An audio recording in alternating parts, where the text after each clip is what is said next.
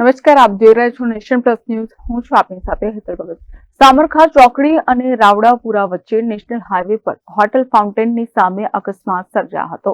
Bolero pickup નાસિકથી Ahmedabad જઈ રહી હતી. તે દરમિયાન આણંદના સામરખા ચોકડીથી રાવડાપુરા વચ્ચે ટેમ્પો ચાલકે ટેમ્પો પરથી કાબુ ગુમાવતા નેશનલ હાઈવે 8 પર અકસ્માત સર્જાયો હતો.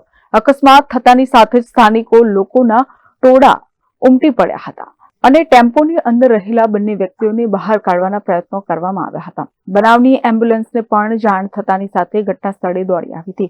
ગંભીર ઇજાગ્રસ્તને તાત્કાલિક કરમસદ શ્રીકૃષ્ણ હોસ્પિટલ ખાતે સારવાર અર્થે ખસેડવામાં આવ્યો હતો અને બીજા વ્યક્તિનું ઘટના સ્થળે જ મોત નીપજ્યું હતું. ઘટનાની જાણ થતાની સાથે જ પોલીસ પણ ઘટના સ્થળે દોડી આવી હતી અને વધુ તપાસ હાથ ધરી છે.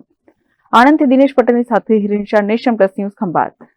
સમાચારોના સતત અપડેટ મેળવવા માટે અમારી નેશન પ્લસ ન્યૂઝની યુટ્યુબ ચેનલને સબસ્ક્રાઇબ કરો, બેલ આઇકન દબાવો અને જોડાયેલા રહો ફેસબુક, ઇન્સ્ટાગ્રામ અને ટ્વિટર પર.